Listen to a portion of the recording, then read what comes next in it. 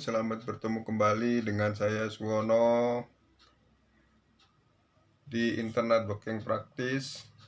Di channel SE Suwono ini saya akan melakukan sharing apa perbedaan menggunakan NAT dan menggunakan routing. Jadi pembahasannya di router ini, saya akan mengkoneksikan router ini sebagai router gateway. Nah, di bawah router gateway ini, apakah saya menggunakan NAT atau menggunakan routing, perbedaannya apa? Nah, itu yang akan saya bahas.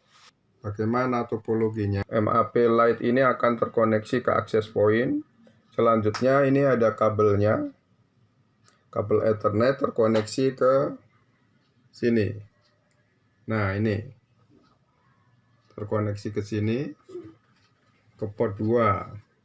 Dan sekaligus memberikan power supply dengan menggunakan PoE dari MAP mini ini. Nah, MAP mini ini selain terkoneksi ke router gateway yang ini ya, MAP mini ini juga terkoneksi ke LAN. Nah, ini simulasi LAN-nya menggunakan laptop ini ya. Nah, ini lewat Ethernet terkoneksi ke port 1. Nah, itu topologinya.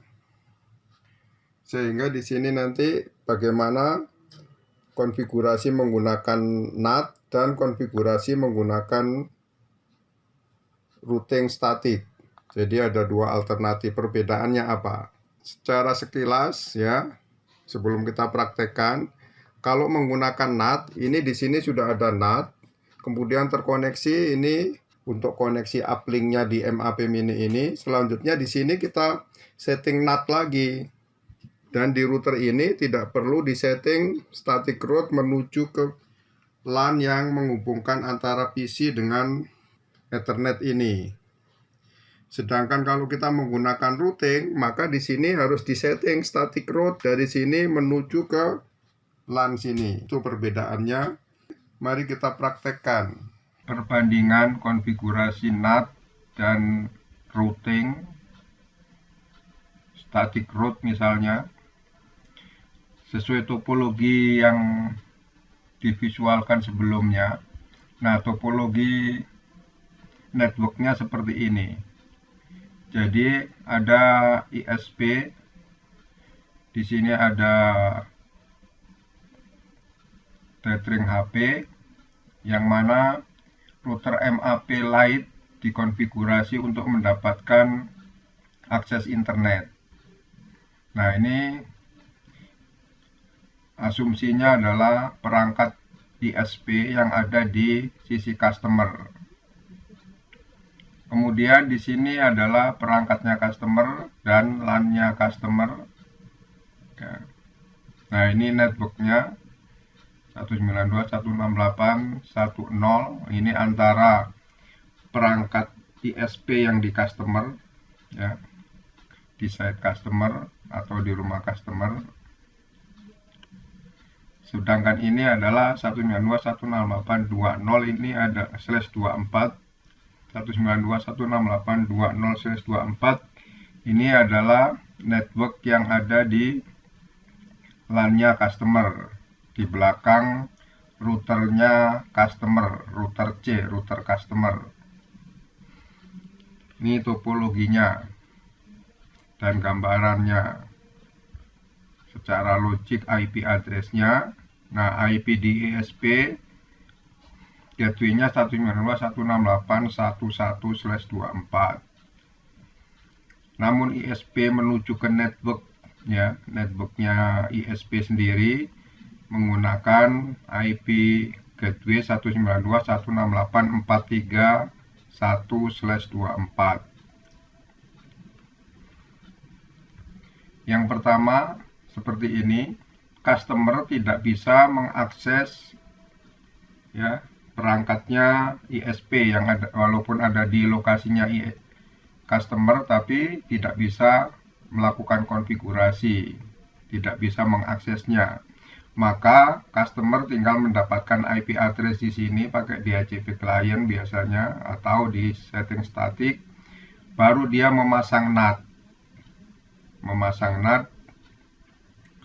ya antara uplink dengan interface di dalam local area network. Nah, ini biasanya adalah akses internet seperti di public internet service ya, di bandara, di hotel, atau di rumah-rumah customer.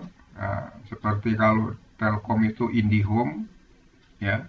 Jadi kita tidak bisa mengakses modemnya ISP. Konfigurasi NAT di sini jadinya. Itu alternatif yang pertama. Yang kedua, ada premium internet service. Biasanya kayak customer diberikan leluasa untuk berkolaborasi dengan ISP untuk saling memberitahu konfigurasinya. Jadi di perangkat customer, di C ini, router C, router customer, ini dikonfigurasi suatu routing, misalnya static route. Nah, router ini dikonfigurasi juga rute-rute yang menuju LAN-nya customer di sini 192.168.20. Nah, ini ISP mengetahui, makanya dikonfig di sini, dikonfigurasi di sini rute menuju ke sini, menuju ke network-network yang ada di internal customernya. Nah, ini biasanya akses internetnya premium. Nah, itu seperti Astinet ya. Memang premium internet service biasanya bandwidthnya full 1:1 ya.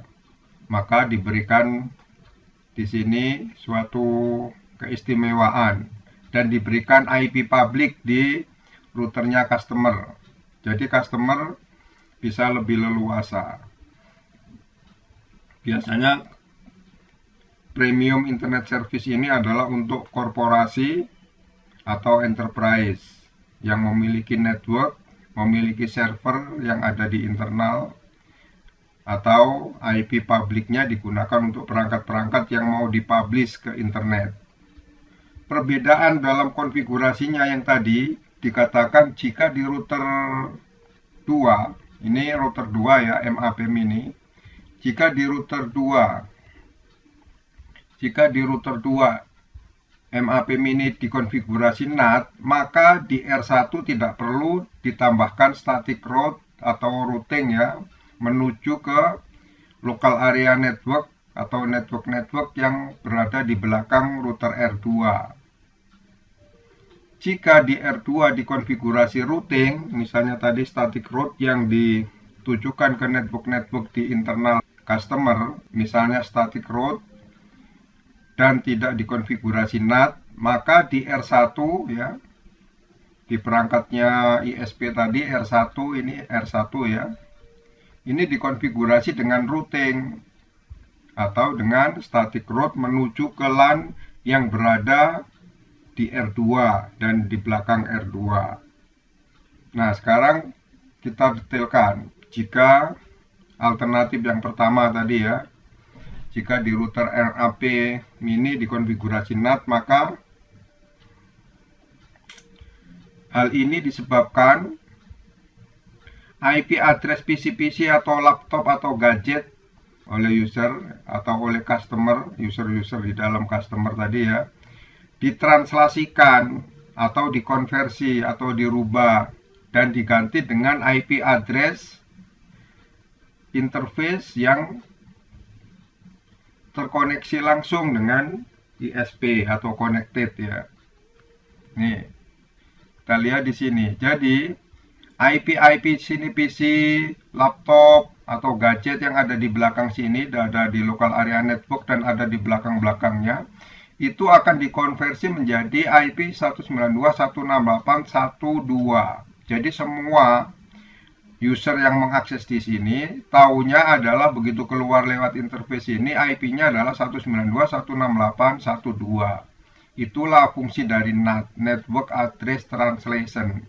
Mentranslasikan IP apapun IP-nya, berapapun IP-nya ya, di sini akan dikonversi menjadi IP interface router customer yang menuju ke perangkatnya ISP yang ada di pelanggan. Seperti itu alternatif yang pertama.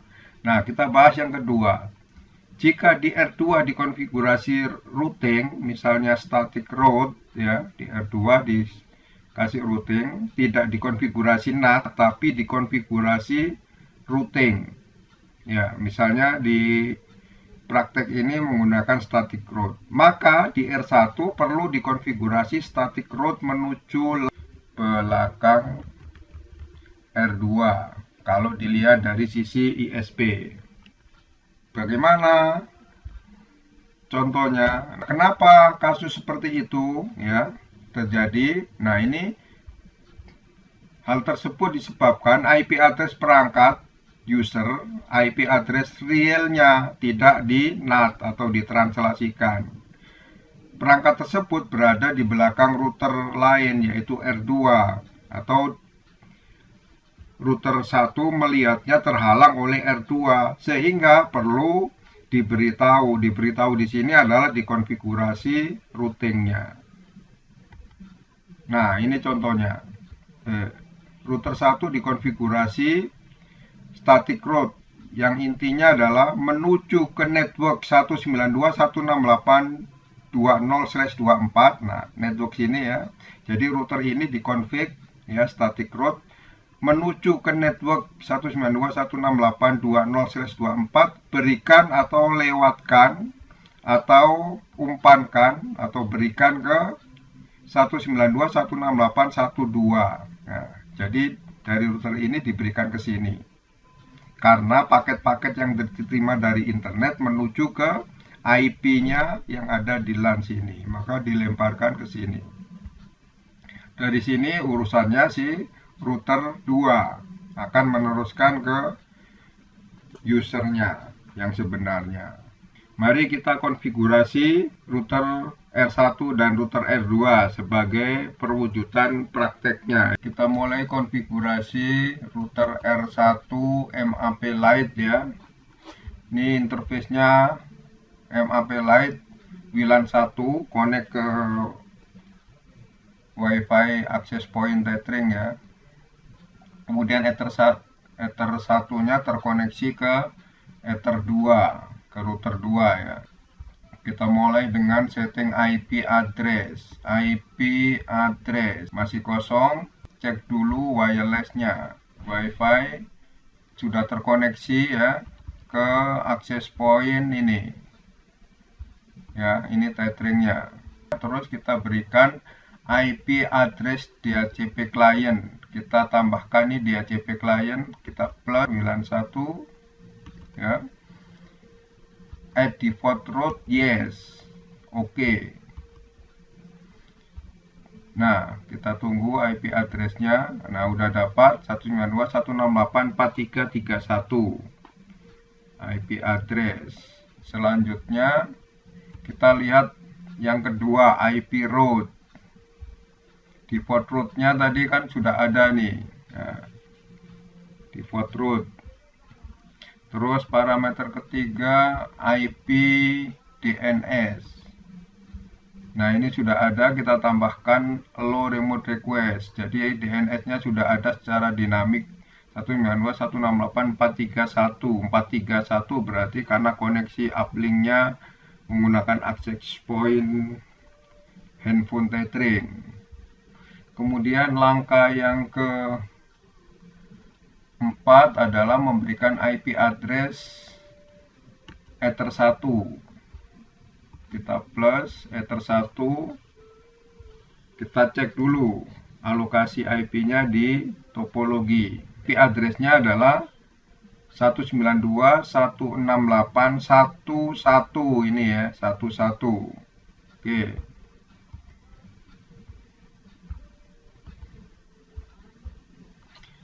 192.168.11 11/24, jangan lupa /24 di Ether 1, bukan WLAN 1. Oke. Nah, yang koneksi ke router 2 sudah ada ya dari R1 MAP Lite ya.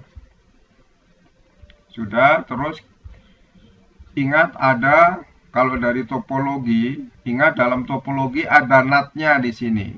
Ada NAT. Ini ya. Ada NAT-nya.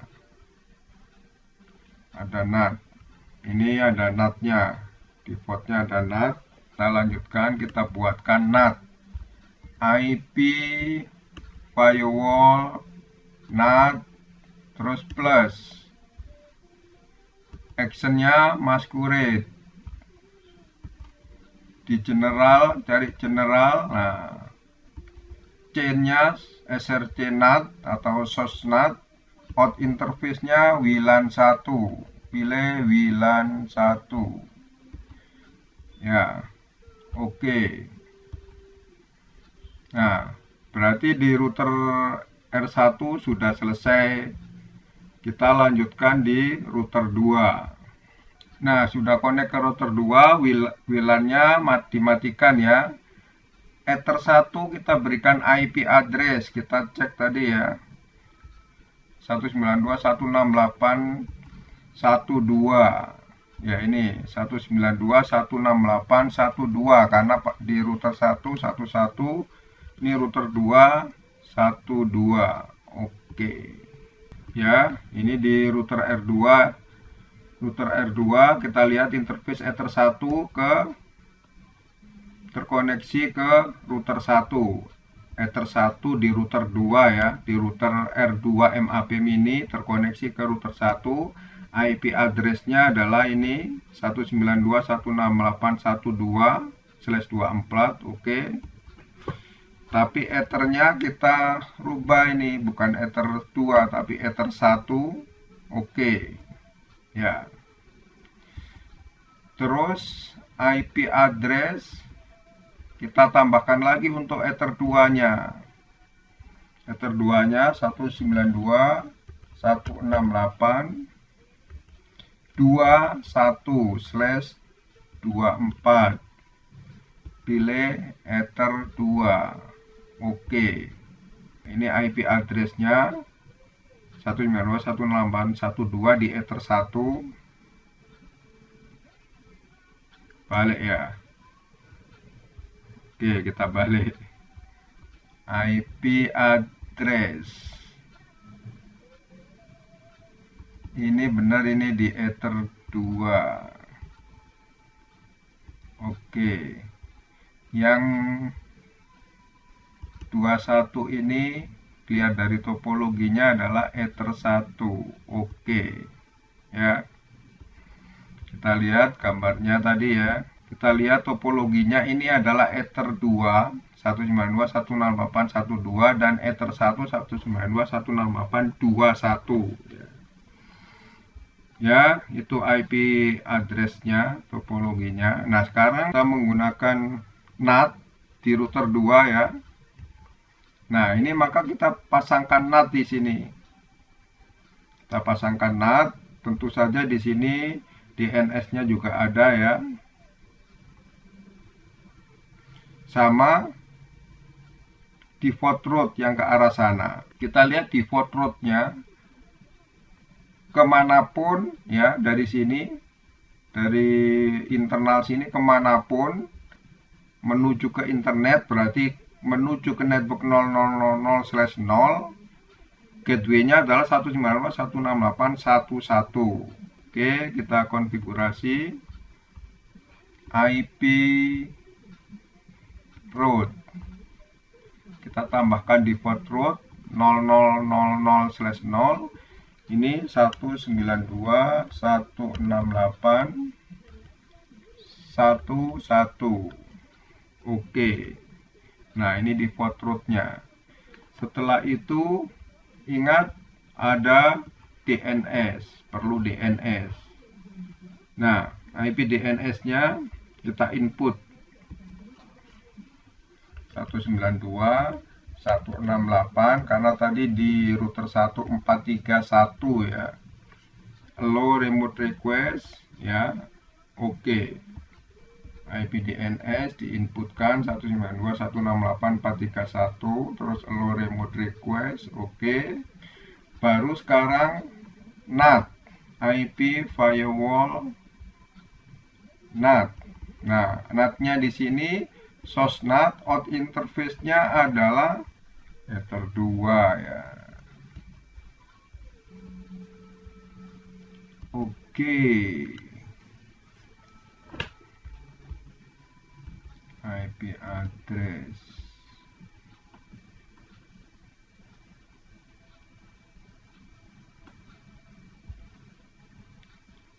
Ini kan Ether 2 ya. Ya, out interface-nya Ether 2, ini Ether 1 ini. Ya, oke. Sekarang tinggal kita tes dengan PC. Nah, ini kita konfigurasi Ethernet-nya ya. Masuk ke IP versi 4 properties 192.168.22. Gateway-nya 21. DNS-nya 431. Oke. Close. Kompas.com.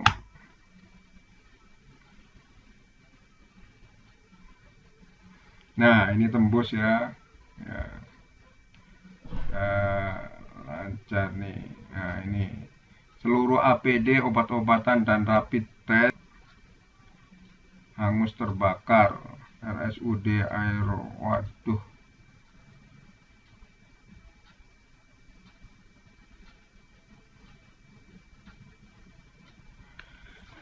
Ya, itu ini 7 pegawai pusat grosir Sleman positif COVID-19. Nah, ini kita coba lagi ya. YouTube.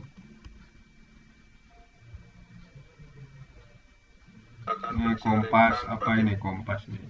Kompas TV.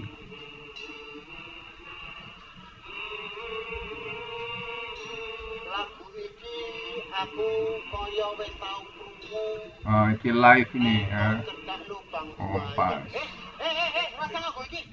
Oke, ini kita tutup aja, sudah jalan ya.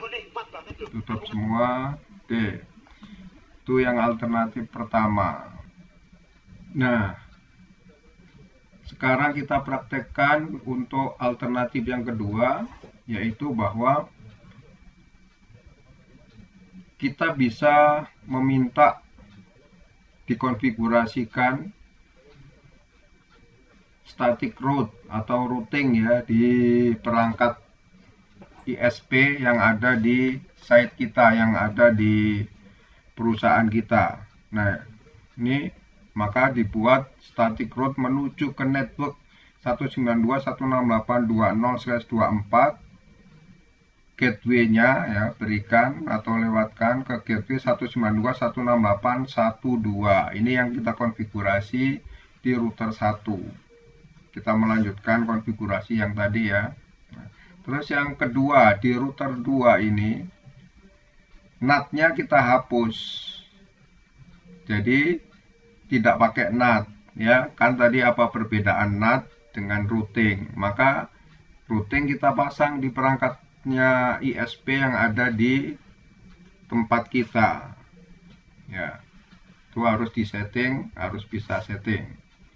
Kalau kita tidak boleh men-setting ya, kita tidak diberikan, kita taunya akses di internet ya, kabel atau wifi, itu berarti alternatif yang pertama tadi.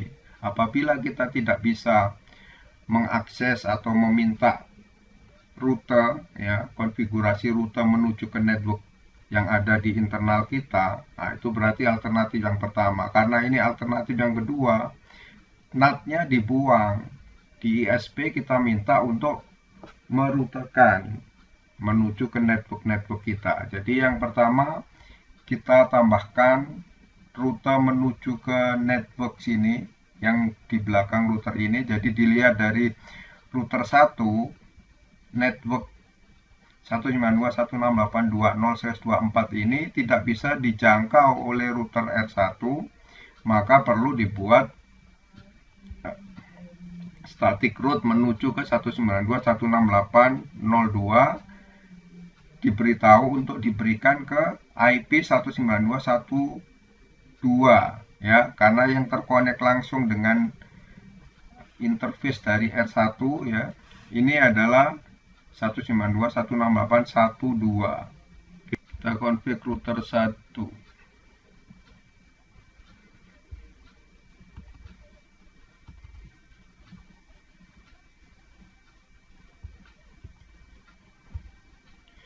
Nah, ini router 1 ya, R1 MAP Lite. Tadi kita mengkonfigurasi static route, IP route. Nah ini default route-nya tetap ada ya. Sekarang yang menuju ke 192.168.20/24 berikan ke 192.168.1.2. Oke ya, jadi ini ya, AS ini ya, aktif static. Jadi kita create static route ya di R1 MAP Lite yang depan yang dimiliki oleh ISP menuju ke LAN kita. LAN kita adalah 192.168.20, diberikan ke 192.168.1.2. Nah ini cara config-nya ya. 192.168.20/24 diberikan ke 192.168.1.2. Oke, sudah selesai nih config di router 1. Nah ini router 2. Router 2 tadi apa? Menghilangkan konfigurasi NAT, IP, firewall, NAT. Nah ini NAT-nya kita hapus saja. Nah baru kita coba tes.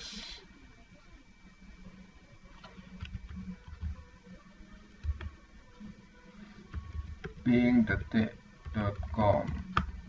Nah tembus. Kompas memang agak masalah. Ping mikrotik.com. Nah tembus ya, itu berhasil ya. Sekarang kita tes PC. Kita browsing ke YouTube.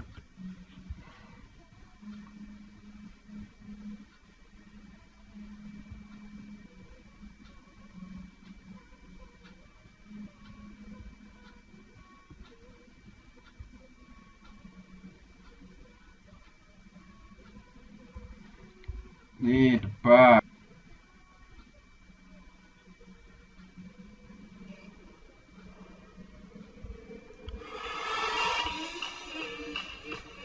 Nah udah jalan ya, akses YouTube. Samsung Galaxy S20 Ultra. Get it now. Tapi gue balik lagi ke konspirasi tadi yang belum dijawab. Nah ini ya, saya jalan.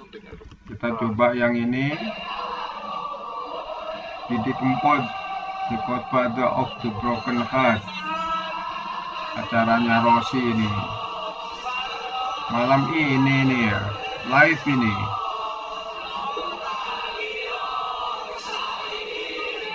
Ya oke, demikian. Nah demikian konfigurasi perbedaan antara menggunakan NAT dan menggunakan routing.